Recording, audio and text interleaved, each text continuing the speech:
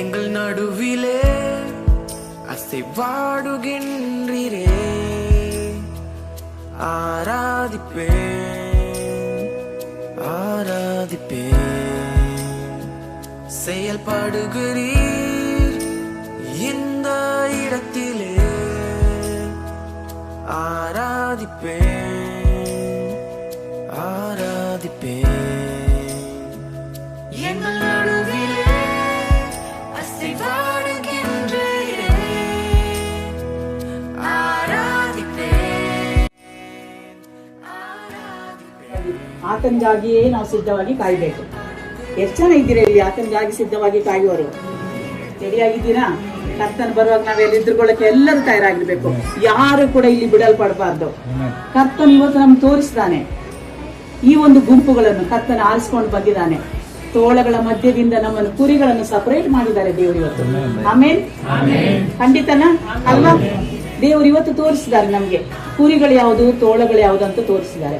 ಆದ್ದರಿಂದ ನಾವು ಕುರಿಗಳಾಗಿರುವ ಆತ ನಮ್ಮ ಕುರುಬ ಅಲ್ವಾ?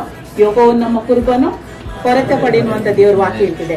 ಆದ್ದರಿಂದ ಕರ್ತನ್ ನಮ್ಮನ್ನು ಇವತ್ತು ಆರಿಸಿಕೊಂಡು ಒಂದು ಚಿಕ್ಕ ಗುಂಪೆ ಇರ್ಬೋದು ಇವತ್ತು, ಆದ್ರೆ ನಾವೆಲ್ಲ ದೇವರಲ್ಲಿ ಸಿದ್ಧವಾದಾಗ ಅನೇಕ ಜನಾಂಗಗಳನ್ನೇ ನಾವು ಕರ್ತನಡಿಗೆ ಕರ್ಕೊಂಡು ಹೋಗೋರಾಗಬೇಕು. ಪ್ರತಿ ಒಬ್ಬೊಬ್ಬರು ಆತ್ಮಗಳನ್ನು ಗೆಲ್ಲೋರಾಗಬೇಕು. ಇಲ್ಲಿರೋ ಪ್ರತಿ ಒಬ್ಬೊಬ್ಬರು ದೇವರಿಗಾಗಿ ಕೆಲಸ ಮಾಡಬೇಕು. ದೇವರ ಹತ್ರ ನಾವು ಮಾತನಾಡಿದರೆ ಖಂಡಿತವಾಗ್ಲೂ ದೇವರು ನಮ್ಮನ್ನು ಉಪಯೋಗಿಸ್ಕೊತಾರೆ. ಆತನ ವಾಕ್ಯದಲ್ಲಿ ನಾವು ಧ್ಯಾನವಾದ್ರೆ ಆತನು ನಮ್ಮ ಬಾಯ ಮೂಲಕ ಖಂಡಿತ ಮಾತನಾಡಿ ಜನಾಂಗಗಳನ್ನೇ ಮುಟ್ಟಿ ಬದಲಾಯಿಸ್ತಾನೆ. ಸಾಧ್ಯನೇ ಇಲ್ವಾ? Praise lord.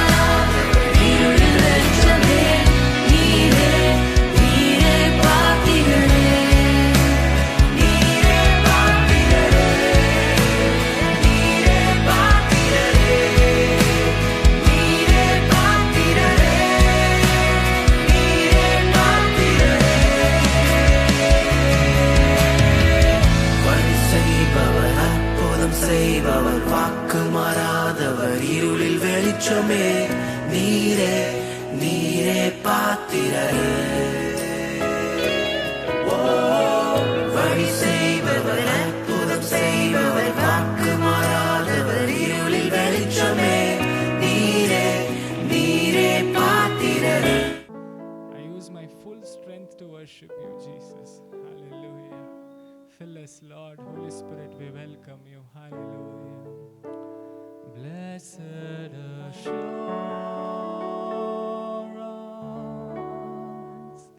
Jesus is mine.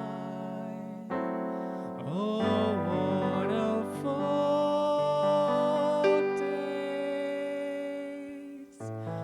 of glory divine, heir of salvation, purchase of love, born of His Spirit, washed in His blood. This is my story, Lord. This is my story, Lord. You purchased me with your blood, Master. Hallelujah. You gave your blood so that I could live, Lord, so that we could live, Master. We love you. ನಿನ್ನ ಸ್ವಂತ ರಕ್ತವನ್ನು ಕೊಟ್ಟು ನನ್ನನ್ನು ಪಡೆದುಕೊಂಡದಕ್ಕಾಗಿ ಸ್ತೋತ್ರ. ನಿನ್ನ ಆತ್ಮನನ್ನು ನಮ್ಮ ಮೇಲೆ ಸುರಿಸೋದಕ್ಕಾಗಿ ಸ್ತೋತ್ರಪ್ಪ. Hallelujah. This is my story. This is my song, praising my Savior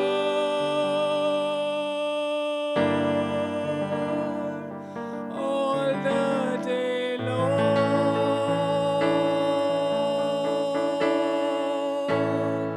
This is my story. This is my song, praising my Savior all the day long, praising my Savior all the day long. I want to praise you all the day long. ನನ್ನ ದಿನ ಪೂರ್ತಿ ನಿನ್ನನ್ನು ಆರಾಧಿಸಲು ನನಗೆ ಆಸೆಪ್ಪ. Hallelujah. Oh, I praise you all the day long. Hallelujah. முழு இதயத்தோடு உம்மை துதிப்பேன், உன்னதமானவரே. உந்தன் அதிசயங்களெல்லாம் எடுத்துரைப்பேன், அதிசயமானவரே.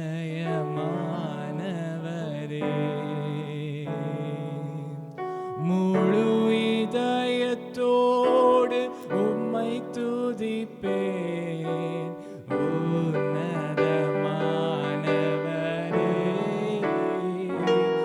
உந்தன் அதிசயங்களெல்லாம் எடுத்துரைப்பேன், அதிசயமானவரே.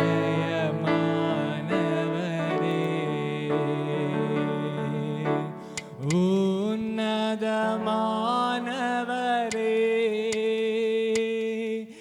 என் உறைவிடம் நீர்தானே.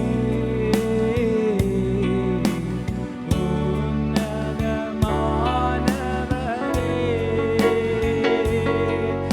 என் உறைவிடம் நீர்தானே.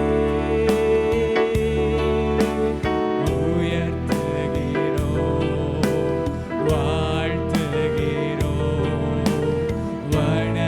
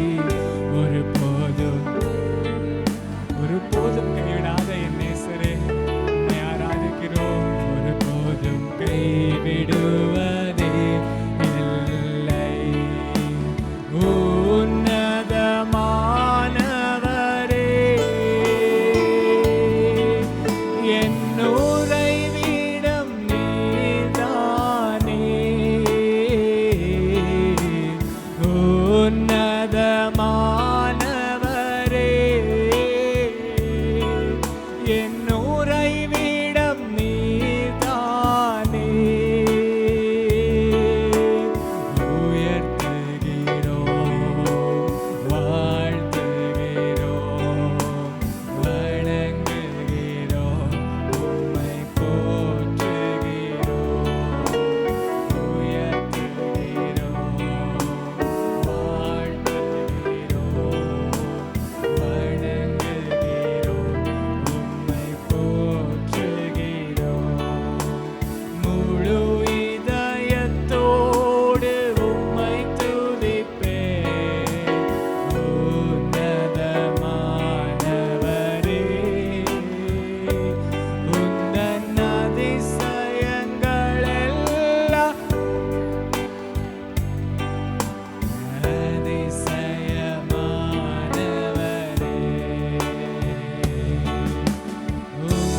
உன்னதமானவரே, என் உறைவிடம் நீதானே.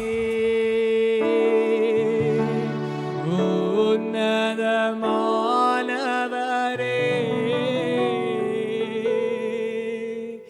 என் உறைவிடம் நீதானே.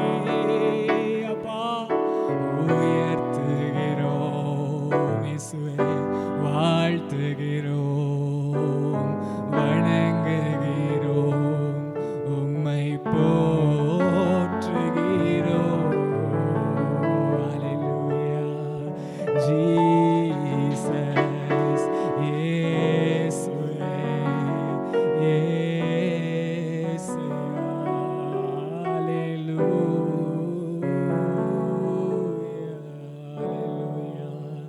Hallelujah. உம்மை உயர்த்துகிறோம் இயேசுவே. Hallelujah. இஸ்ரவேலின் தேவன் உறங்குவதும் இல்லை, தூங்குவதும் இல்லை. Hallelujah. Oh, the God of Israel neither sleeps nor slumbers. Hallelujah. எங்களை காக்கிற எபினேசர் எங்களை எப்பொழுதும் கைவிடுவதே இல்லை. Hallelujah. மரணத்திலிருந்தும் எங்களை கொண்டு வந்த தேவன். Hallelujah. We love your plans, Lord Jesus. We give everything to your plans, Master, to your will, Master. ನಿನ್ನ ಚಿತ್ತಕ್ಕೆ ಒಪ್ಪಿಸಿಕೊಡುತ್ತೇವೆ ಯೇಸುವೆ. ನಿನ್ನ ನಾಮ ಮಹಿಮೆ ಪಡಲಿ, ನಿನ್ನ ನಾಮ ಒಂದೇ ಮಹಿಮೆ ಪಡಲಿ ಯೇಸುವೆ. Hallelujah. Jesus, ನಿನ್ನಂತೆ ಯಾರಿಲ್ಲ, ನಿನ್ನ ಹೊರತು ದೇವರಿಲ್ಲ. ನೀನೇ ನನಗೆಲ್ಲ, ನನಗ್ಯಾವ ಭಯವಿಲ್ಲ. ನೀನೇ ನನಗೆಲ್ಲ, ನಮಗ್ಯಾವ ಭಯವಿಲ್ಲ. ನಿಮ್ಮಂತೆ ಯಾರಿಲ್ಲ, ನಿಮ್ಮ ಹೊರತು ದೇವರಿಲ್ಲ. ನೀವೇ ನಮಗೆಲ್ಲ, ನಮಗ್ಯಾವ ಭಯವಿಲ್ಲ. ನೀವೇ ನಮಗೆಲ್ಲ, ನಮಗ್ಯಾವ ಭಯವಿಲ್ಲ. ನಾನು ನಂಬಿದಾತನೇ, ನೀನೆ ನಂಬಿಗಸ್ತನೇ. ನಂಬಿಕೆಯ ಹುಟ್ಟಿಸಿ ಪೂರೈಸುವಾತನೇ. ನಾನು ನಂಬಿದಾತನೇ, ನೀನೆ ನಂಬಿಗಸ್ತನೇ. ನಂಬಿಕೆಯ ಹುಟ್ಟಿಸಿ ಪೂರೈಸುವಾತನೇ. Hallelujah.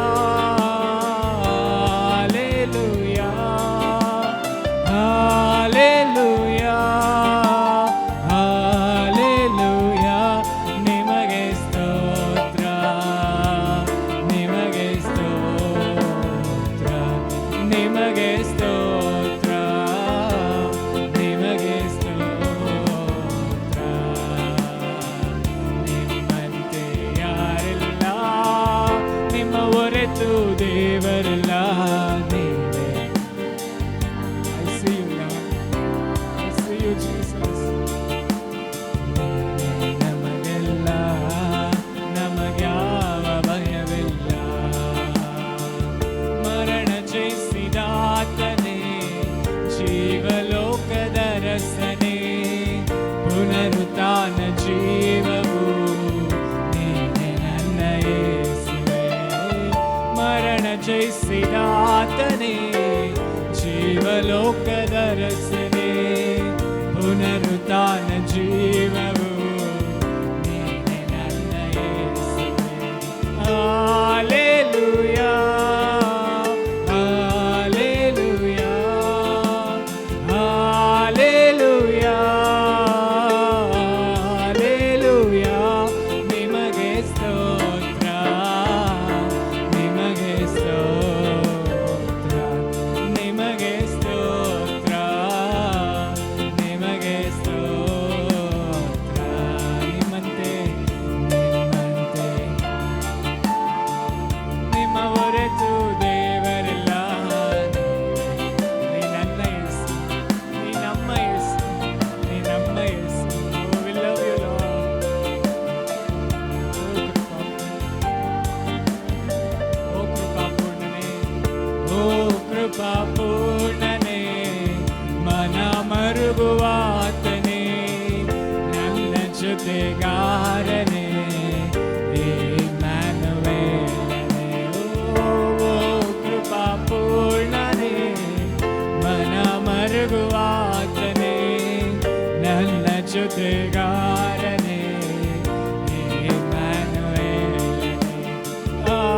Hallelujah, hallelujah, yes. Hallelujah, hallelujah. ನಿಮಗೆ ಸ್ತೋತ್ರ, ನಿಮಗೆ ಸ್ತೋತ್ರ, ನಿಮಗೆ ಸ್ತೋತ್ರ, ನಿಮಗೆ ಸ್ತೋತ್ರ.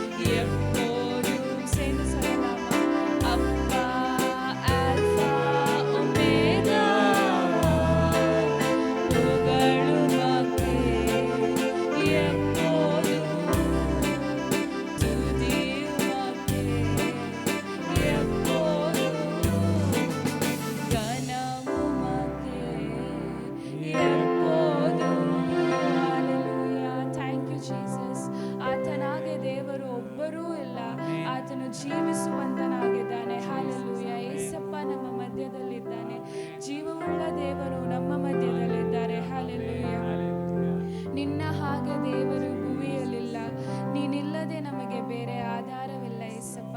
ನೀವೇ ನಮಗೆ ಎಲ್ಲವಾಗಿದ್ದೀರಾ. ನಿಮಗೆ ಸ್ತೋತ್ರ ತಂದೆ. ಹಾಲೆಲೂಯ. ನಮ್ಮೆಲ್ಲವನ್ನೂ ನಿಮಗೆ ಸಮರ್ಪಿಸುತ್ತೇವೆ. ಯು ಟೇಕ್ ಕಂಟ್ರೋಲ್ ಬಾ. You are here. We trust you Lord. Hallelujah. Thank you Jesus. Thank you for your love Lord. Thank you for your love. Calvary ಅನ್ಬೇಕಾಗಿ ನನ್ರಿ ಏಸಪ್ಪ. Thank you Jesus.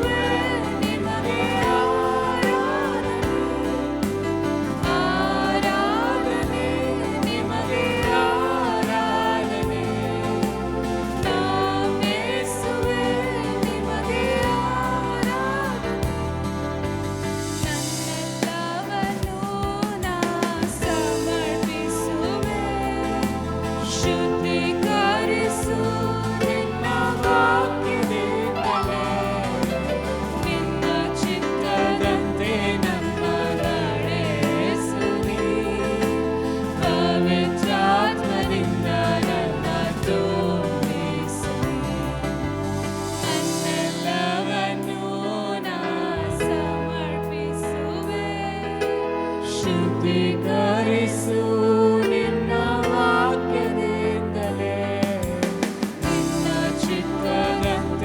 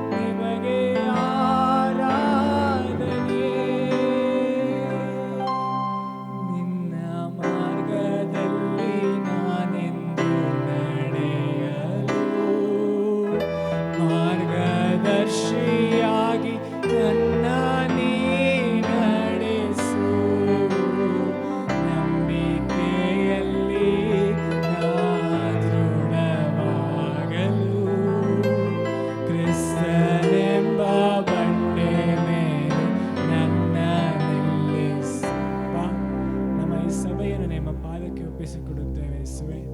ಕ್ರಿಸ್ತನೆಂಬ ಬಂಡೆಯ ಮೇಲೆ ನಮ್ಮ ಸಭೆಯು ಕಟ್ಟಲ್ಪಡುವಂತೆ ನಾನು ಯೇಸು ಕ್ರಿಸ್ತನ ನಾಮದಲ್ಲಿ ಪ್ರಾರ್ಥಿಸಿಕೊಳ್ಳುತ್ತೇನೆ. Hallelujah, hallelujah, hallelujah. ಕ್ರಿಸ್ತನೆಂಬ ಬಂಡೆ ಮೇಲೆ ನನ್ನ ನಿಲ್ಲಿಸು, ಆರಾಧನೆ ನಿಮಗೆ ಆರಾಧನೆ, ನನ್ನೇಸುವೆ ನಿಮಗೆ ಆರಾಧನೆ, ಆರಾಧನೆ ನಿಮಗೆ ಆರಾಧನೆ, ನನ್ನೇಸುವೆ ನಿಮಗೆ ಆರಾಧನೆ. ದೇವರಲ್ಲಿ ನಾವು ವಾಕ್ಯದ ಮೂಲಕ ವಾಕ್ಯವನ್ನು ಕೇಳೋಣ. ದೇವರು ಆತನ ನಮ್ಮನ್ನು ಅದರಲ್ಲಿ ನಡೆಸಲಿ, ಆತನ ವಾಕ್ಯದ ಪ್ರಕಾರ ಬದುಕುವಂಥ ಕೃಪೆಯನ್ನು ದೇವರು ನಮಗೆ ಒದಗಿಸಲಿ ಅಂತ ಪ್ರಾರ್ಥನೆ ಮಾಡೋಣ. ಇವತ್ತಿನ ವಾಕ್ಯ ಕರ್ತನ್ ನನಗೆ ಹೇಳಿದ್ದು ಕರ್ತನ ಬರುವಿಕೆಯ ಬಗ್ಗೆ ಮಾತನಾಡೋಕ್ಕೆ. ಕರ್ತನ ಬರುವಿಕೆಯ ಬಗ್ಗೆ ನಾವು ಕರ್ತನ ಬರುವಿಕೆಯ ಬಗ್ಗೆ ತಿಳಿದುಕೊಳ್ಳಬೇಕು. ನಮ್ಗೆ ಗೊತ್ತಿದೆ, ಆದರೂ ನಾವು ಅದರಲ್ಲಿ ಇವತ್ತು ಹೆಚ್ಚಾಗಿ ಬಲಗೊಳ್ಳಬೇಕು ಅಂತ ದೇವರು ಹೇಳ್ತಾ ಇದ್ದಾರೆ. ಮೊದಲನೇದಾಗಿ ನಾವು ನೋಡೋದಾದರೆ ಕರ್ತನು ಬರುವ ದಿನವು ನಮಗೆ ಯಾರಿಗೂ ಗೊತ್ತಿಲ್ಲ ಅಂತ ವಾಕ್ಯ ಇದೆ. ಮ್ಯಾಥ್ಯೂ 24:42 ವಾಕ್ಯವನ್ನು ತಗೊಳ್ಳೋಣ ನಾವು. ಮ್ಯಾಥ್ಯೂ 24:42. ಕರ್ತನು ಬರೋ ದಿನ ನಮ್ಗೆ ಗೊತ್ತಿಲ್ಲ, ಅಂದರೆ ಕಳ್ಳನು ಬರೋ ದಿನ ಹೇಗೆ ಗೊತ್ತಿರಲ್ವೋ ಹಾಗೆಯೇ ದೇವರು ದಿನ ಮೆತ್ತಗೆ ಬರ್ತಾ ಇದೆ. ನಮಗೆ ಯಾರಿಗೂ ಗೊತ್ತಾಗ್ತಾ ಇಲ್ಲ. ನಾವು ನಮ್ಮ ಲೋಕದಲ್ಲೇ ಇದ್ದೀವಿ, ನಮ್ಮ ಪಾಪಗಳಲ್ಲೇ ನಾವು ಬಿದ್ದಿದ್ದೀವಿ, ನಮ್ಮ ಅಜ್ಞಾನದಲ್ಲೇ ನಾವು ಸಮಯವನ್ನು ಕಳೀತಾ ಇದ್ದೀವಿ. ಆದರೆ ದೇವರ ವಾಕ್ಯ ಎಚ್ಚರಿಸ್ತಾ ಇದೆ, ಅದು ಕಳ್ಳನು ಬರುವ ಥರ ಬರ್ತಾ ಇದೆ. ಆದ್ದರಿಂದ ನಾವು ಯಾವಾಗಲೂ ಎಚ್ಚರವಾಗಿರಬೇಕು ಅಂತ ದೇವರು ತೋರಿಸ್ತಾ ಇದ್ದಾರೆ ನಮಗೆ. ನಾವು ಕಳ್ಳನು ಬರೋದು ಗೊತ್ತಿದ್ರೆ ಏನು ಮಾಡ್ತಿದ್ವಿ? ಕಾಯ್ಕೊಂಡು ಆತನನ್ನು ಹಿಡಿಯೋದಕ್ಕೆ ತಯಾರಾಗ್ತಿದ್ವಿ. ಹಾಗೆಯೇ ನಾವು ಕರ್ತನ ಬರೋ ದಿನ ಗೊತ್ತಿಲ್ಲದ್ವಾದ್ದರಿಂದ ನಾವು ಕರ್ತನಲ್ಲಿಗೆ ಹೋಗೋಕ್ಕೆ ನಾವು ರೆಡಿ ಆಗ್ತಾ ಇರಬೇಕು. ಪ್ರತಿಯೊಂದು ಸಮಯದಲ್ಲೂ ನಮ್ಮನ್ನು ನಾವು ಸಿದ್ಧ ಮಾಡಿಕೋಬೇಕು ಅಂತ ದೇವರ ವಾಕ್ಯ ಹೇಳ್ತಿದೆ. ನಾವು ನೆನೆಸದ ಗಳಿಗೆಯಲ್ಲಿ ಆತನು ಬರ್ತಾನೆ. ಯಾವ ಸಮಯ ಅಂತ ನಮಗೆ ಏನೂ ಗೊತ್ತಿಲ್ಲ. ಇದು ಒಂದು ಗೊತ್ತಿದ್ದರೆ ಮನುಷ್ಯರು ಇನ್ನೇನೋ ಮಾಡಿಬಿಡ್ತಿದ್ರು. ದೇವರು ಒಂದು ಆ ವಿಷಯವನ್ನು ಎಲ್ಲರಿಗೂ ಮರೆ ಮಾಡಿದ್ದಾನೆ. ಎಲ್ಲ ಜ್ಞಾನಿಗಳಿಗೂ ದೇವರು ಆತನು ಬರುವ ಸಮಯವನ್ನು ಮರೆ ಮಾಡಿದ್ದಾನೆ. ಆದ್ದರಿಂದ ನಾವೆಲ್ಲರೂ ಎಚ್ಚರಿಕೆಯಾಗಿ ನಮ್ಮನ್ನು ನಾವು ಸಿದ್ಧಪಡಿಸ್ಕೋಬೇಕು ಅಂತ ದೇವರ ವಾಕ್ಯ ಹೇಳ್ತಿದೆ. ನಮ್ಮನ್ನು ನಾವು ಸಿದ್ಧಪಡಿಸಿಕೊಳ್ಳಬೇಕು. ಇದಕ್ಕಾಗಿ ನಾವು ವಾಕ್ಯದಲ್ಲಿ ಸ್ಥಿರವಾಗಿರು ಅಂತ ದೇವರು ಹೇಳಿದ್ದಾರೆ. ಈ ವಾಕ್ಯಕ್ಕೆ ಏನು ಹೇಳ್ತಾ ಇದ್ದಾರೆ? ಸ್ಥಿರವಾಗಿರು. ಯಾವುದರಲ್ಲಿ ಸ್ಥಿರವಾಗಿರಬೇಕು? ನಾವು ವಾಕ್ಯದಲ್ಲಿ ಸ್ಥಿರವಾಗಿರಬೇಕು. ನಾವು ಆತನ ಬರುವಿಕೆಗೆ ಪ್ರತಿಯೊಂದು ರೀತಿಯಲ್ಲೂ ನಮ್ಮನ್ನು ನಾವು ಸಿದ್ಧ ಮಾಡ್ಕೋಬೇಕು. ನಮ್ಮ ತಪ್ಪುಗಳನ್ನು ಪಾಪಗಳನ್ನು ಅರಿಕೆ ಮಾಡಿ ಬಿಟ್ಟರೆ ನೀವು ಪರಿಶುದ್ಧ ಮನಸ್ಸಿನಿಂದ ಕರ್ತನನ್ನು ಸೇವಿಸುವುದಾದರೆ ಆತನು ಖಂಡಿತವಾಗಲೂ ನಮ್ಮನ್ನು ಆತನ ಜೊತೆ ಕರೆದುಕೊಂಡು ಹೋಗಲು ತಯಾರಾಗಿದ್ದಾನೆ. ನಾವು ಅದಕ್ಕೆ ಎದುರಾಗಬೇಕು, ನಾವು ಅದನ್ನು ಪಡೆದುಕೊಳ್ಳಲು ಸಿದ್ಧರಾಗಬೇಕು. ಆದ್ದರಿಂದ ನೀವು ವಾಕ್ಯದಲ್ಲಿ ಸ್ಥಿರವಾಗಿರಿ ಅಂತ ದೇವರ ವಾಕ್ಯ ನಮ್ಮನ್ನು ಎಚ್ಚರಿಸ್ತಾ ಇದೆ. ಪ್ರತಿಯೊಂದು ಸಮಯದಲ್ಲೂ ನಮ್ಮ ಚಿಕ್ಕ ಸಮಯಗಳನ್ನು ನಾವು ದೇವರಿಗಾಗಿ ಅರ್ಪಿಸಬೇಕು. ಪ್ರತಿಯೊಂದು ಸಮಯದಲ್ಲೂ ನಾವು ವೇಸ್ಟ್ ಮಾಡದೆ ಎಲ್ಲ ಸಮಯದಲ್ಲೂ ದೇವರ ವಾಕ್ಯಕ್ಕಾಗಿ ದೇವರ ವಿಷಯಕ್ಕಾಗಿ ನಮ್ಮನ್ನು ನಾವು ಅರ್ಪಿಸಿದರೆ ಕರ್ತನು ನಮ್ಮನ್ನು ಖಂಡಿತವಾಗಿಯೂ ಆತನ ವಾಕ್ಯದಲ್ಲಿ ಸ್ಥಿರಪಡಿಸ್ತಾನೆ. ಇನ್ನು ಆತನ ವಾಕ್ಯದಲ್ಲಿ ಬಲಪಡಿಸಿ ಆತನ ಬರುವಿಕೆಯಲ್ಲಿ ನಮ್ಮನ್ನು ಎತ್ತುಕೊಂಡು ಹೋಗ್ತಾನೆ ಕರ್ತನು. ಆತನಿಗೆ ಸ್ತೋತ್ರವಾಗಲಿ, ಆತನಿಗೆ ಎಲ್ಲ ಘನಮಾನ ಮಹಿಮೆ ಸಲ್ಲಿಕೆ ಆಗಲಿ ಯೇಸುವಿನ ನಾಮದಲ್ಲಿ. ನಾವು ಎರಡನೇ ವಾಕ್ಯವನ್ನು ನೋಡೋಣ. ದೇವರ ವಾಕ್ಯ ಹೇಳ್ತದೆ, ನೀನು ನಂಬಿಗಸ್ತನಾಗಿರು ಅಂತ. ಎರಡನೇ ವಾಕ್ಯ ಏನು ಹೇಳ್ತಿದೆ? ನಂಬಿಗಸ್ತನಾಗಿರು. ಮೊದಲಿಂದು ಸ್ಥಿರವಾಗಿರು. ಎರಡನೇ ವಾಕ್ಯ ಹೇಳ್ತಿದೆ ನಂಬಿಗಸ್ತನಾಗಿರು. ಲೂಕ 19:12-13 ವಾಕ್ಯವನ್ನು ನಾವು ನೋಡೋಣ. ಲೂಕ 19:12-13, 19 12-13. ಅದೇನೆಂದರೆ, ಶ್ರೀಮಂತನಾದ ಒಬ್ಬನೊಬ್ಬ ಮನುಷ್ಯನು ತಾನು ರಾಜ್ಯಾಧಿಕಾರವನ್ನು ಪಡೆದುಕೊಂಡು ಹಿಂತಿರುಗಿ ಬರಬೇಕೆಂದು ದೂರದೇಶಕ್ಕೆ ಹೊರಟನು. ಹೊರಡುವಾಗ ತನ್ನ ಆಳುಗಳನ್ನು 10 ಮಂದಿಯನ್ನು ಕರೆದು ಅವರಿಗೆ 10 ಮೊಹರಿಗಳನ್ನು ಕೊಟ್ಟು, ನಾನು ಬರುವ ತನಕ ವ್ಯಾಪಾರ ಮಾಡಿಕೊಂಡಿರಿ ಎಂದು ಹೇಳಿ ಹೋದನು. ಆದರೆ ಅವನ ಪಟ್ಟಣದ ನಿವಾಸಿಗಳು ಅವನನ್ನು ದ್ವೇಷಿಸಿ ಅವನ ಹಿಂದೆ ರಾಯಭಾರಿಗಳನ್ನು ಕಳುಹಿಸಿ, ಇವನು ನಮ್ಮ ಮೇಲೆ ದೊರೆತನ ಮಾಡುವುದು ನಮಗೆ ಇಷ್ಟವಿಲ್ಲ ಎಂದು ಹೇಳಿಸಿದರು. ಆಮೇಲೆ ಅವನು ರಾಜ್ಯಾಧಿಕಾರವನ್ನು ಪಡೆದುಕೊಂಡು ಹಿಂದಿರುಗಿ ಬಂದು ತಾನು ಹಣವನ್ನು ಕೊಟ್ಟಿದ್ದ ಆಳುಗಳು ವ್ಯಾಪಾರದಿಂದ ಎಷ್ಟೆಷ್ಟು ಲಾಭ ಸಂಪಾದಿಸಿಕೊಂಡಿದ್ದಾರೆಂದು ತಿಳಿದುಕೊಳ್ಳುವುದಕ್ಕಾಗಿ ಅವರನ್ನು ತನ್ನ ಬಳಿಗೆ ಕರೆಯಿಸಿದನು. ಮೊದಲನೆಯವನು ಅವನ ಮುಂದೆ ಬಂದು, ದೊರೆಯೇ, ನೀನು ಕೊಟ್ಟ ಮೊಹರಿಯಿಂದ 10 ಮೊಹರಿಗಳು ಸಂಪಾದನೆಯಾದವು ಅನ್ನಲು, ಅವನು ಅವನಿಗೆ, ಬಲ, ನೀನು ಒಳ್ಳೆಯ ಆಳು, ನೀನು ಬಹು ಸ್ವಲ್ಪವಾದದ್ದರಲ್ಲಿ ನಂಬಿಕೆಯುಳ್ಳವನಾಗಿದ್ದರಿಂದ 10 ಗ್ರಾಮಗಳ ಮೇಲೆ ಅಧಿಕಾರಿಯಾಗಿರು ಎಂದು ಹೇಳಿದನು. ಎರಡನೆಯವನು ಬಂದು, ದೊರೆಯೇ, ನೀನು ಕೊಟ್ಟ ಮೊಹರಿಯಿಂದ 5 ಮೊಹರಿಗಳು ದೊರಕಿದವು ಅನ್ನಲು, ಅವನು ಇವನಿಗೆ, ನೀನು ಸಹ 5 ಗ್ರಾಮಗಳ ಮೇಲಿರು ಎಂದು ಹೇಳಿದನು. ಬಳಿಕ ಮತ್ತೊಬ್ಬನು ಬಂದು, ದೊರೆಯೇ, ಇಗೋ ನೀನು ಕೊಟ್ಟ ಮೊಹರಿ, ನೀನು ಇಡದೆ ಇರುವುದನ್ನು ಎತ್ತಿಕೊಂಡು ಹೋಗುವ, ಬಿತ್ತದೇ ಇರುವುದನ್ನು ಕೊಯ್ಯುವ ಕಠಿಣ ಮನುಷ್ಯನು ಎಂದು ನಿನಗೆ ಹೆದರಿಕೊಂಡು ಇದನ್ನು ವಸ್ತ್ರದಲ್ಲಿ ಕಟ್ಟಿ ಇಟ್ಟುಕೊಂಡೆನು ಅಂದನು. ಅದಕ್ಕೆ ಅವನು, ನೀನು ಕೆಟ್ಟ ಆಳು, ನಿನ್ನ ಮಾತಿನ ಮೇಲೆಯೇ ನಿನಗೆ ತೀರ್ಪು ಮಾಡುತ್ತೇನೆ. ನಾನು ಇಡದೇ ಇರುವುದನ್ನು ಎತ್ತಿಕೊಂಡು ಹೋಗುವ, ಬಿತ್ತದೇ ಇರುವುದನ್ನು ಕೊಯ್ಯುವ ಕಠಿಣ ಮನುಷ್ಯನು ಎಂದು ತಿಳಿದೀಯಾ? ಹಾಗಾದರೆ ನೀನು ನನ್ನ ಹಣವನ್ನು ಸಾಹುಕಾರನ ಕೈಯಲ್ಲಿ ಯಾಕೆ ಕೊಡಲಿಲ್ಲ? ಆಮೇಲೆ ನಾನು ಬಂದು ಅದನ್ನು ಬಡ್ಡಿ ಸಹಿತ ತೆಗೆದುಕೊಳ್ಳುತ್ತಿದ್ದೆನು ಎಂದು ಹೇಳಿ ಹತ್ತಿರ ನಿಂತಿದ್ದವರಿಗೆ, ಆ ಮೊಹರೆಯನ್ನು ಇವನಿಂದ ತೆಗೆದುಕೊಂಡು 10 ಮೊಹರಿಗುಳ್ಳವನಿಗೆ ಕೊಡಿರಿ ಎಂದು ಹೇಳಿದನು. ಸಾಕು. ಈ ವಾಕ್ಯದಲ್ಲಿ ನಾವು ಏನು ತಿಳ್ಕೊತೀವಿ? ನಮಗೇನು ದೇವರು ಮಾತನಾಡ್ತಾರೆ? ದೇವರು ನಮಗೆ ಒಂದೊಂದು ಟ್ಯಾಲೆಂಟ್ ಕೊಟ್ಟಿದ್ದಾರೆ, ಅಥವಾ ಒಂದೊಂದು ಜ್ಞಾನನೋ ಅಥವಾ ಒಂದೊಂದು ಆತನ ಬಲವನ್ನು ಕೊಟ್ಟಿದ್ದಾರೆ. ಈ ವಾಕ್ಯದ ಮೂಲಕ ನಾವು ನೋಡ್ತೀವಿ, ನಮಗೆ ದೇವರು ಚಿಕ್ಕದಾಗಿ ಕೊಟ್ಟಿರ್ಬೋದು, ಅದನ್ನು ಬೆಳೆಸ್ಕೊಳ್ಳೋದು ನಮ್ಮಲ್ಲಿದೆ. ಅದನ್ನು ನಾವು ಮುಚ್ಚಿಟ್ಬಿಟ್ರೆ ನಮಗೆ ಕೊಟ್ಟಿದ್ದು, ಇಷ್ಟು ಚಿಕ್ಕ ಕೆಲಸನ ನಾನು ಮಾಡಲ್ಲ, ಪ್ರಾರ್ಥನೆ ಮಾಡೋದಾ ಬೇಕಾಗಿಲ್ಲ ನನಗೆ, ಅಥವಾ ಒಂದು ಹಾಡು ಹೇಳೋದಾ ನನಗೆ ಬೇಕಾಗಿಲ್ಲ, ನನಗೆ ದೊಡ್ಡ ಕೆಲಸನೇ ಬೇಕು, ನಾನು ದೊಡ್ಡದಾಗಿಯೇ ಮಾಡಬೇಕಂತ ಅಂದ್ಕೊಂಡ್ಬಿಟ್ಟು ನಮ್ಮನ್ನು ಕೊಟ್ಟ ಟ್ಯಾಲೆಂಟ್ಗಳನ್ನು ನಾವು ಮುಚ್ಚಿಟ್ರೆ ಅದು ಇದ್ದಿದ್ದು ಹೊರಟೋಗುತ್ತದೆ, ದೇವರು ಅದನ್ನು ವಾಪಸ್ ತಗೋತಾರೆ. ಆದ್ದರಿಂದ ದೇವರ ವಾಕ್ಯ ಇದರ ಪ್ರಕಾರ ಹೇಳೋದೇನೆಂದರೆ, ನಾವು ಕೊಟ್ಟಿದ್ದನ್ನು ಉಪಯೋಗಿಸ್ಕೋಬೇಕು. ಅದು ಚಿಕ್ಕದೇ ಆಗಿರ್ಬೋದು, ಅದು ಸೂಜಿಯಷ್ಟಿರ್ಬೋದು, ಆದರೆ ಅದನ್ನು ನಾವು ಉಪಯೋಗಿಸ್ಕೊಂಡಾಗ ದೇವರು ಹೆಚ್ಚಾದನ್ನು ಮಾಡುವ ಆತನಾಗಿದ್ದಾನೆ. ಈ ಮನುಷ್ಯನ ಥರ ನಾವು ಕೆಟ್ಟ ಆಳು ಅಂತ ಅನ್ನಿಸ್ಕೋಬಾರ್ದು. ದೇವರಲ್ಲಿ ನಾವು ಬಲೇ ಒಳ್ಳೆ ಆಳು ಅಂತ ದೇವರ ಹತ್ರ ಅನ್ನಿಸ್ಕೊಳ್ಳೋರಾಗಬೇಕು.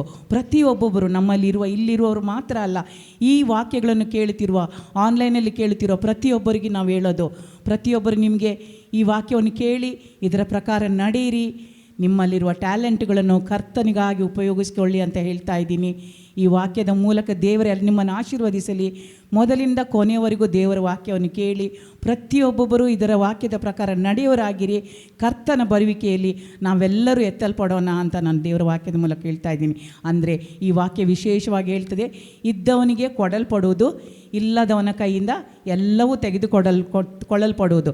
ಆದ್ದರಿಂದ ನಾವು ಕರ್ತನ ಮುಂದೆ ನಿಂತಾಗ ನಮ್ಮ ಟ್ಯಾಲೆಂಟ್ಗಳನ್ನೆಲ್ಲ ತೋರಿಸೋದು ಆತನು ಕೊಟ್ಟ ಬಲದಲ್ಲಿ ಆತನಿಗಾಗಿ ನಾವು ಜೀವಿಸುವರಾಗಬೇಕು, ಆತನ ನಾಮವನ್ನು ಮಹಿಮೆ ಪಡಿಸುವರಾಗಬೇಕು. ಅದೇ ನಮ್ಗೆ ದೇವರು ಬಯಸೋದು. ನಮ್ಮ ಟ್ಯಾಲೆಂಟು ಮುಖ್ಯ ಅಲ್ಲ, ನನಗೇನೋ ಇದೆ ನಾನು ಅದನ್ನು ಮಾಡ್ತೀನಿ ಅಂಥದ್ದಲ್ಲ. ದೇವ್ರು ಹೇಳೋದು ಆತನು ಏನು ಕೊಡ್ತಾನೋ ಕೆಲಸ, ಆತನು ಯಾವ ಸೇವೆಯನ್ನು ಕೊಡ್ತಾನೋ ಅಥವಾ ಯಾವ ಜ್ಞಾನವನ್ನು ಕೊಡ್ತಾನೋ ಆ ಜ್ಞಾನವನ್ನು ನಾವು ಮೊದಲನೇದಾಗಿ ದೇವರ ರಾಜ್ಯದಲ್ಲಿ ನಾವು ಬಿತ್ತಬೇಕು. ಅದು ದೊಡ್ಡ ಮರವಾಗಿ ಫಲ ಕೊಟ್ಟು ಅನೇಕ ರೀತಿಯಲ್ಲಿ ಅದು ಅನೇಕ ಜನಾಂಗಗಳನ್ನು ದೇವರ ರಾಜ್ಯಕ್ಕೆ ತರುವಂಥದ್ದಾಗಿರುತ್ತದೆ. ಆದ್ದರಿಂದ ಚಿಕ್ಕದರಲ್ಲಿ ನಂಬಿಕೆಯುಳ್ಳವರಾಗಿ ದೊಡ್ಡದನ್ನು ಮಾಡೋಕ್ಕೆ ನಮ್ಮನ್ನು ದೇವರು ಉಪಯೋಗಿಸ್ಕೋತಾರೆ. ದೇವರ ಮುಂದೆ ನಾವು ಬಲೇ ಆಳು ಅಂತ ಅನ್ನಿಸ್ಕೊಳ್ಳೋರಾಗಬೇಕು. ಇದು ದೇವರ ಚಿತ್ತ. ನಾವು ಯಾವತ್ತೂ ಕೆಟ್ಟ ಆಳು ಅಂತ ಅನ್ನಿಸ್ಕೊಳ್ಬಾರ್ದು. ಕರ್ತನ ಮುಂದೆ ನಾವು ಯಾವತ್ತೂ ಕೆಟ್ಟ ಆಳು ಅಂತ ಅನ್ನಿಸ್ಬಾರ್ದು. ಯಾಕಂದರೆ ಕೆಟ್ಟ ಆಳು ಯಾವತ್ತೂ ದೇವರ ಹತ್ತಿರಕ್ಕೆ ಹೋಗೋಕ್ಕೆ ಸಾಧ್ಯನೇ ಇಲ್ಲ. ನಾವು ಒಳ್ಳೆಯ ಆಳುಗಳಾಗಿ ಬಲೆ ಎಂಬ ಆ ದೇವರ ಒಂದು ಬಿರುದು ನಮಗೆ ಕೊಡುವಂತೆ, ಬಲೆ ಒಳ್ಳೆಯ ಆಳು ನೀನು ಅಂತ ಹೇಳುವ ಥರ ನಮ್ಮನ್ನೆಲ್ಲರನ್ನು ಕರ್ತನು ಉಪಯೋಗಿಸಿಕೊಳ್ಳಿ ಅಂತ ಹೇಳ್ತಾ ಇದ್ದೀನಿ. ನಿಮ್ಮಲ್ಲಿರುವ ಟ್ಯಾಲೆಂಟ್ಗಳನ್ನು ಕರ್ತನಿಗಾಗಿ ಉಪಯೋಗಿಸಿ, ಕರ್ತನ ಅದನ್ನು 100 ಪಾಲು ಇನ್ನೂ ಎಷ್ಟೋ ಪಾಲು ಆತನು ಹೆಚ್ಚಿಸುವಾತನಾಗಿದ್ದಾನೆ. ನಮ್ಮಲ್ಲಿರುವ ಯಾವುದೇ ಜ್ಞಾನ ಇರ್ಬೋದು, ಆ ಒಳ್ಳೆಯ ಜ್ಞಾನವನ್ನು ಕರ್ತನ ರಾಜ್ಯಕ್ಕಾಗಿ ಮೊದಲಿಂದಾಗಿ ನಾವು ಬಿತ್ತೋಣ. ಆತನಲ್ಲಿ ನಾವು ಸ್ಥಿರವಾಗಿರೋಣ. ಆತನ ವಾಕ್ಯಕ್ಕೆ ನಾವು ನಂಬಿಗಸ್ತರಾಗಿ ನಡೆಯೋಣ. ನಾವು ಆತನ ವಾಕ್ಯದಲ್ಲಿ ನಂಬಿಗಸ್ತರಾಗಿದ್ದರೆ ಆತನು ಯಾವತ್ತೂ ನಮ್ಮನ್ನು ಕೈ ಬಿಡೋದೇ ಇಲ್ಲ. ಆತನು ನಮ್ಮನ್ನು ಯಾವಾಗಲೂ ಇದ್ದದಕ್ಕಿಂತ ಇನ್ನೂ ಹೆಚ್ಚಾಗಿ ಆಶೀರ್ವದಿಸೋನಾಗಿದ್ದಾನೆ. ನಾವು 3ನೇ ವಾಕ್ಯವನ್ನು ನೋಡೋಣ. 1 ಥೆಸಲೋನಿಕನ್ 5th chapter 23. ದೋಷವಿಲ್ಲದವನಾಗಿರು ಎಂಬ ವಾಕ್ಯಕ್ಕೆ ಎಂಬ ಪದಕ್ಕೆ ದೇವರು ಹೇಗೆ ಮಾತನಾಡಿದ್ದಾರೆ ಆತನ ವಾಕ್ಯದ ಮೂಲಕ ಅಂತ.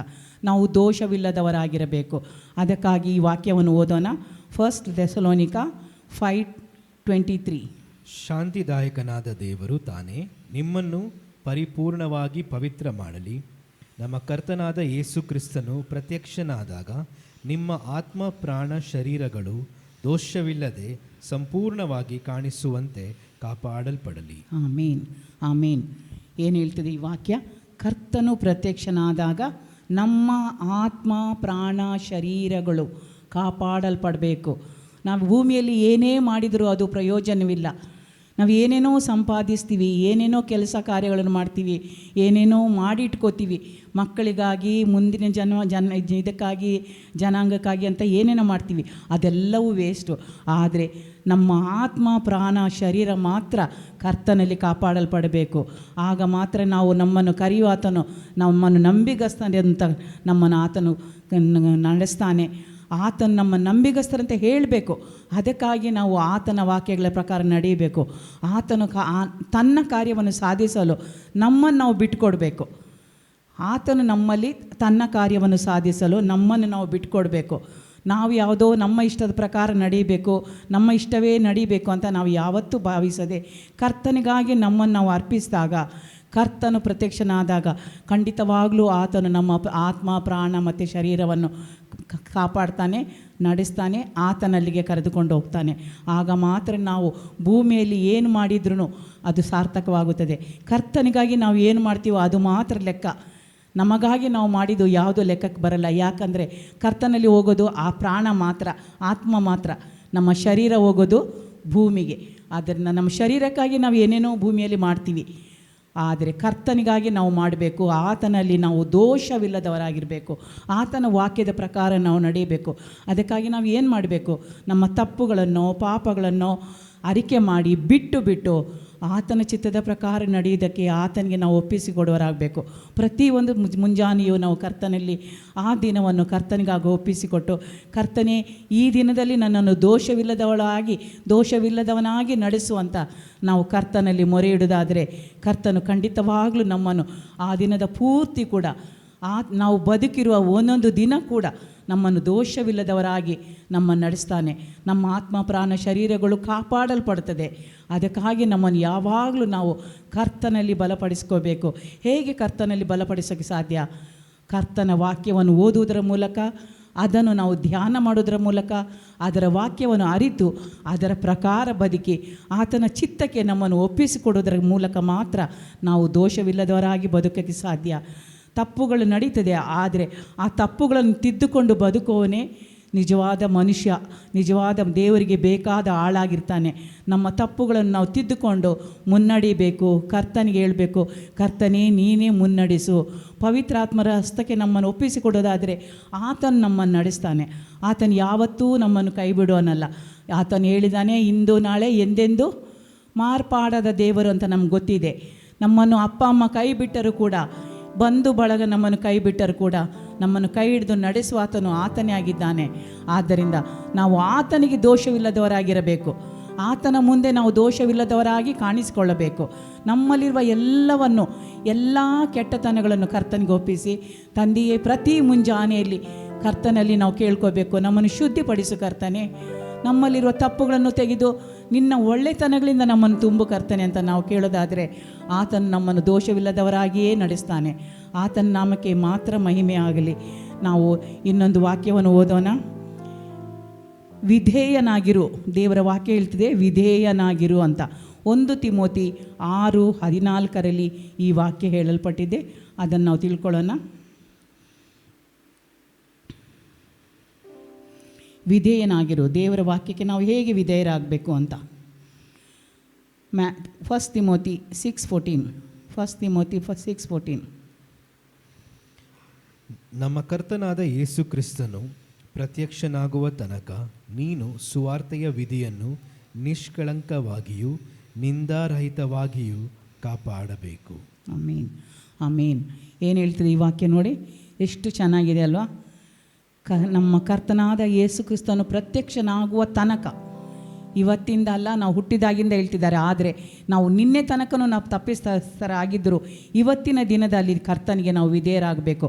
ಈ ವಾಕ್ಯ ಹಾಗೆ ಹೇಳ್ತಿದೆ, ಕರ್ತನು ಪ್ರತ್ಯಕ್ಷನಾದಾಗ, ನಾವು ಪ್ರತ್ಯಕ್ಷನಾಗುವ ತನಕ ನೀವು ಸುವಾರ್ತೆಯ ವಿಧಿಯನ್ನು ನಿಷ್ಕಳಂಕವಾಗಿಯೂ ನಿಂದಾರಹಿತವಾಗಿಯೂ ಕಾಪಾಡಿಕೊಳ್ಳಬೇಕಂತ. ದೇವರ ವಾಕ್ಯಕ್ಕೆ ನಾವು ಯಾವತ್ತೂ ನಿಂದೆ ಬರೋ ಥರ ನಡ್ಕೋಬಾರ್ದು. ದೇವರ ವಾಕ್ಯಕ್ಕೆ ನಾವು ಯಾವತ್ತೂ ನಿಂದೆ ಬರುವ ಥರ ನಡ್ಕೋಬಾರ್ದು. ಅದೇ ನಿಂದಾರಹಿತವಾಗಿ ನಿಷ್ಕಳಂಕವಾಗಿ ದೇವರ ರಾಜ್ಯಕ್ಕಾಗಿ ನಾವು ಏನು ಮಾಡಬೇಕೋ ಅದನ್ನು ಮಾಡಬೇಕು. ನಾವು ದೇವರ ರಾಜ್ಯದಲ್ಲಿ ನಾವು ನಿಷ್ಕಳಂಕವಾಗಿ ಕಾಣಿಸ್ಕೋಬೇಕು. ಯಾಕಂದರೆ ಕರ್ತನು ನಮ್ಮ ಆಸ್ತಿ ಪಾಸ್ತಿ ಯಾವುದೇ ನಮ್ಮನ್ನು ಕೇಳಲ್ಲ, ಅಥವಾ ಸೌಂದರ್ಯವನ್ನು ಲೆಕ್ಕ ಕೇಳಲ್ಲ. ಆತನ ಮುಂದೆ ಹೋದಾಗ ನಾವು ಆತನಿಗಾಗಿ ಏನು ಮಾಡಿದ್ದೀವಿ, ಎಷ್ಟು ನಿಷ್ಕಳಂಕವಾಗಿ ನಡ್ಕೊಂಡಿದ್ದೀವಿ, ಎಷ್ಟು ನಿಂದಾರಹಿತವಾಗಿ ನಾವು ನಿಂತಿದ್ದೀವಿ ಆತನಿಗಾಗಿ ಅಂತ ದೇವರು ಅದನ್ನು ತೋರಿಸಿ ನಮ್ಮ ನೋಡೋಣ. ಆತನಾಗಿದ್ದಾನೆ. ಆ ದಿನದಲ್ಲಿ ಲೆಕ್ಕ ಕೊಡಬೇಕಾಗಿದ್ದು ಅದರ ವಿಷಯದಲ್ಲಿ. ಆದ್ದರಿಂದ ನಾವು ಪ್ರತಿಯೊಬ್ಬರು ಎಚ್ಚರಿಕೆಯಾಗಿರಬೇಕು. ಪ್ರತಿಯೊಬ್ಬರು ದೇವರ ವಾಕ್ಯಕ್ಕೆ ವಿಧೇಯರಾಗೋದು ಮುಖ್ಯ. ಪ್ರತಿದಿನ ದೇವರ ವಾಕ್ಯ ನಾನು ಹೇಳಿದ್ದೀನಿ, ಮೊದಲನೇ ಆಜ್ಞೆ ಅಂತ ನಾನು ಹೇಳಿದ್ದೀನಿ ಅವತ್ತು. ಮೊದಲನೇದಾಗಿ ನಾವು ದೇವರಿಗೆ ವಿಧೇಯರಾಗಬೇಕು. ದೇವರು ಬಯಸೋದೇ ಅದೇ. ಆತನು ಹೇಗೆ ತಂದೆಯಾದ ದೇವರಿಗೆ ವಿಧೇಯನಾಗಿದ್ದಾನೋ ಹಾಗೇ ನಾವು ಕೂಡ ವಿಧೇಯರಾಗಬೇಕಂತ ಆತನು ಬಯಸ್ತಾನೆ. ನಾವು ಆತನಿಗೆ ವಿಧೇಯರಾದಾಗ ಆತನು ನಮ್ಮನ್ನು ಕೈ ಹಿಡಿದು ನಡೆಸ್ತಾನೆ, ಆತನ ವಾಕ್ಯದ ಪ್ರಕಾರವೇ ನಡೆಸ್ತಾನೆ. ಆದ್ದರಿಂದ ನಾವು ಕರ್ತನಲ್ಲಿ ಯಾವಾಗಲೂ ಆತನ ಸುವಾರ್ತೆಯನ್ನು ಸಾರೋದಕ್ಕೆ ಪ್ರತಿಯೊಂದು ಸಮಯದಲ್ಲೂ ರೆಡಿಯಾಗಿರಬೇಕು. ಇವರಿಗೆ ಹೇಳಿದರೆ ಏನು ಹೇಳ್ತಾರೇನೋ ಅಂದ್ಕೊಂಡು ನಾವು ಭಯಪಟ್ಟರೆ ಆಗಲ್ಲ. ನಾವು ಅದಕ್ಕೆ ಸಮಯ ನೋಡಿಕೊಂಡು, ನಮಗೆ ಯಾರಾದರೂ ದೇವರ ವಾಕ್ಯ ತಿಳಿಯದವರು ಸಿಕ್ಕಿದಾಗ ಕರ್ತನಲ್ಲಿ ನಾವು ನಡೆಸಬೇಕು. ಅದು ನಮ್ಮ ಲೆಕ್ಕಕ್ಕೆ ಬರ್ತದೆ. ಕರ್ತನ ಅದನ್ನು ಲೆಕ್ಕಕ್ಕೆ ತಗೊಳ್ತಾನೆ.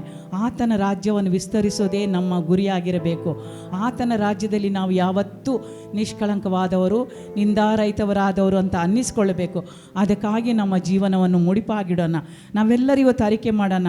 ನಾವು ಇವತ್ತಿನಿಂದ ಈ ದಿನದವರೆಗೆ ತಪ್ಪು ಮಾಡಿದನ್ನು ಕ್ಷಮಿಸಿಬಿಟ್ಟು ಕರ್ತನೆ ನಾವೆಲ್ಲರೂ ಕೈ ಮೇಲೆ ಎತ್ತಿ ಅರಿಕೆ ಮಾಡ್ಕೊಳ್ಳೋಣ.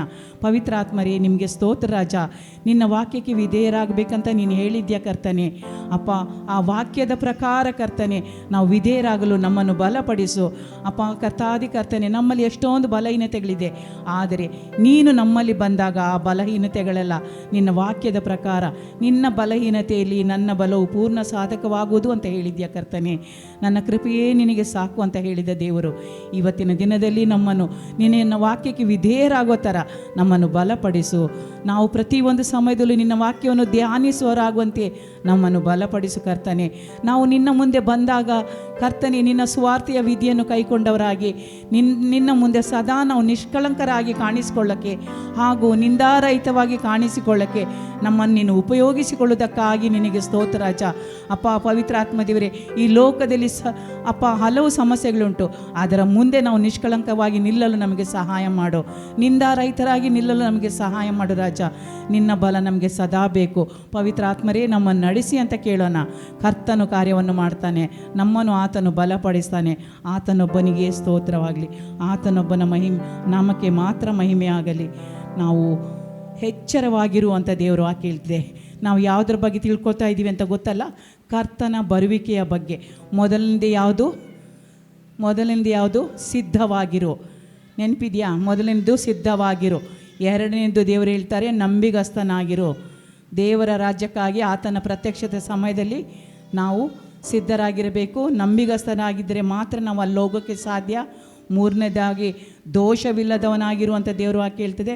ನಾಲ್ಕನೇದಾಗಿ ವಿಧೇಯರಾಗಬೇಕು ಅಂತ ದೇವರ ವಾಕ್ಯ ನಮ್ಮನ್ನು ಬೋಧಿಸ್ತದೆ. ಆಗ ಮಾತ್ರ ನಾವು ಕರ್ತನ ಬರುವಿಕೆಯಲ್ಲಿ ನಾವು ಮೇಲೆತ್ತಲ್ಪಡ್ತೀವಿ.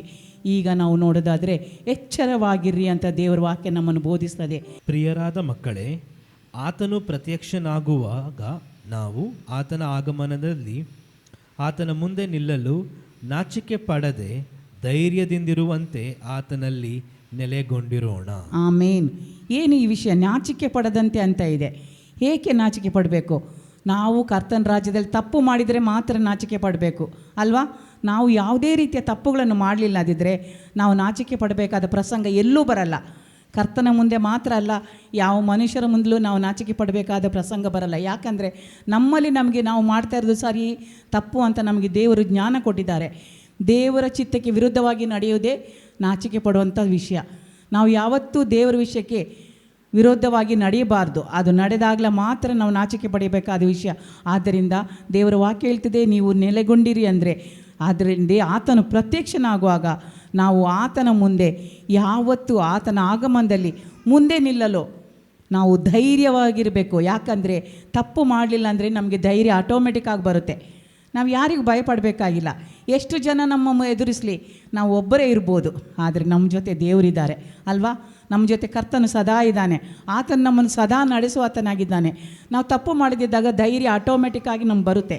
ಯಾವುದೇ ರೀತಿಯ ನಮಗೆ ಬಲ ಬೇಕಾಗಿಲ್ಲ, ಆತನೊಬ್ಬನೇ ನಮ್ಗೆ ಸಾಕು. ಆದರೆ ಕರ್ತನ ವಾಕ್ಯ ಹೇಳ್ತಿದೆ, ನಾನೇ ನಿಮ್ಮ ಜೊತೆ ಇರ್ತೀನಿ ಅಂತ ಹೇಳಿದ ಆತನು. ಯುಗದ ಸಮಾಪ್ತಿಯವರೆಗೂ ನಾನೇ ನಿಮ್ಮೊಂದಿಗೆ ಇರುತ್ತೇನೆ ಅಂತ ವಾಗ್ದಾನ ಮಾಡಿದ ದೇವರು ಖಂಡಿತವಾಗಲೂ ನಮ್ಮ ಜೊತೆ ಇರ್ತಾರೆ. ನಾವು ಯಾವತ್ತೂ ತಪ್ಪು ಮಾಡಲಿಲ್ಲ ಅಂದರೆ ನಾವು ಆತನ ಜೊತೆ ನಿಲ್ಬೋದು. ಆತನು ಬರುವಾಗ ನಾವು ಖಂಡಿತವಾಗಲೂ ಆತನಲ್ಲಿ ನೆಲೆಗೊಳ್ಳಲಿಕ್ಕೆ ಸಾಧ್ಯವಾಗುತ್ತದೆ. ಆದ್ದರಿಂದ ಭೂಲೋಕದಲ್ಲಿ ನಾವು ಮಾಡುವ ಪ್ರತಿಯೊಂದು ವಿಷಯದಲ್ಲೂ ನಾವು ಪ್ರತಿ ಎಚ್ಚರಿಕೆಯಿಂದ ಇದ್ದು ಪ್ರತಿಯೊಂದು ವಿಷಯದಲ್ಲೂ ನಾವು ಸದಾ ಕರ್ತನನ್ನೇ ಧ್ಯಾನಿಸೋರಾಗಿ, ಕರ್ತನ ನಾಮಕ್ಕೆ ಮಹಿಮೆ ಸಲ್ಲಿಸೋರಾಗಿ, ಆತನ ಚಿತ್ತಕ್ಕೆ ಒಳಪಟ್ಟವರಾಗಿ ಆ ಥರ ನಡೆಯುವುದಾದರೆ ನಾವು ಖಂಡಿತವಾಗಲೂ ಕರ್ತನಲ್ಲಿ ನೆಲೆಗೊಂಡಿರ್ತೀವಿ. ಕರ್ತನು ನಮ್ಮನ್ನು ನಾಚಿಕೆ ಪಡದಂತೆ ಕಾಪಾಡ್ತಾನೆ. ವೈರಿಗಳ ಮುಂದೆಯೇ ಔತಣವನ್ನು ಏರ್ಪಡಿಸ್ತಾನೆ. ಆಮೇನ್. ವೈರಿಗಳ ಮುಂದೆಯೇ ಔತಣವನ್ನು ಏರ್ಪಡಿಸುವ ದೇವರು ನಮ್ಮದು. ನಮ್ಮ ತಲೆಯನ್ನು ಯಾವತ್ತೂ ಆತನು ತಗ್ಗಿಸೋಕ್ಕೆ ಬಿಡೋದೇ ಇಲ್ಲ. ಇವತ್ತು ನಾವು ಕೆಳಗಡೆ ಬಿದ್ದಿರ್ಬೋದು, ಆದರೆ ಮೇಲೆ ನಮ್ಮನ್ನೆತ್ತಾನೆ. ನೀತಿವಂತನು ಎಷ್ಟೇ ಸಲ ಕೆಳಗಡೆ ಬಿದ್ದರೂ ದೇವರು ಮೇಲೆತ್ತಾನೆ ಅಂತ ಆತನ ವಾಕ್ಯ ಹೇಳ್ತದೆ. ನಮ್ಮ ಕಷ್ಟಗಳು ಕೇವಲ ಅಲ್ಪ ಕಾಲದ್ದು. ಆತನು ನಾವು ಬಾಧೆ ಪಡೋ ಸಮಯ ಕೇವಲ ಅಲ್ಪವಾದದ್ದು. ಆಮೇಲೆ ನಮಗೆ ಆತನು ತನ್ನ ಕಿರೀಟದಿಂದ ಶೃಂಗರಿಸ್ತಾನೆ ಅಂತ ದೇವರ ವಾಕ್ಯ ಹೇಳ್ತದೆ. ನಾವು ಆತನ ವಾಕ್ಯದ ಪ್ರಕಾರ ನಡೆಯೋದಾದರೆ ಖಂಡಿತವಾಗಲೂ ಆತನು ವೈರಿಗಳ ಮುಂದೆಯೇ ನಮಗೆ ಕಿರೀಟವನ್ನು ಇಡ್ತಾನೆ. ವೈರಿಗಳ ಮುಂದೆಯೇ ನಮಗೆ ಔತಣವನ್ನು ಏರ್ಪಡಿಸ್ತಾನೆ. ವೈರಿಗಳು ನೋಡಿ ನಾಚಿಕೆ ಪಡೋ ಥರ ಮಾಡ್ತಾನೆ. ನಮ್ಮನ್ನು ನಾಚಿಕೆ ಪಡೋಕ್ಕೆ ಯಾವತ್ತೂ ದೇವರು ಬಿಡಲ್ಲ. ಆತನ ಒಬ್ಬನಿಗೆ ಸ್ತೋತ್ರವಾಗಲಿ. ಆತನ ನಮ್ಮೆಲ್ಲರನ್ನು ಹಾಗೇ ನಡೆಸಲಿ ಅಂತ ನಾನು ಪ್ರಾರ್ಥಿಸ್ತಾ ಇದ್ವಿ. ಆತನ ವಾಕ್ಯದ ಪ್ರಕಾರನೇ, ಆತನ ಚಿತ್ತದ ಪ್ರಕಾರನೇ ನಮ್ಮನ್ನು ಕರ್ತನು ಪ್ರತಿಯೊಂದು ಕ್ಷಣದಲ್ಲೂ ನಡೆಸಲಿ. ಆತನು ನಮ್ಮನ್ನು ಬಲಪಡಿಸಲಿ. ನಮ್ಮ ಯಾವುದೇ ರೀತಿಯಲ್ಲಿ ನಾವು ಕುಗ್ಗದೆ ಕರ್ತನ ಮುಂದೆ ನಾವು ಯಾವಾಗಲೂ ಆತನ ವಾಕ್ಯವನ್ನು ಧ್ಯಾನಿಸಿಕೊಂಡು ಆತನಲ್ಲೇ ಸ್ಥಿರವಾಗಿರೋಣ, ಆತನಲ್ಲೇ ನೆಲೆವಾಗಿರೋಣ.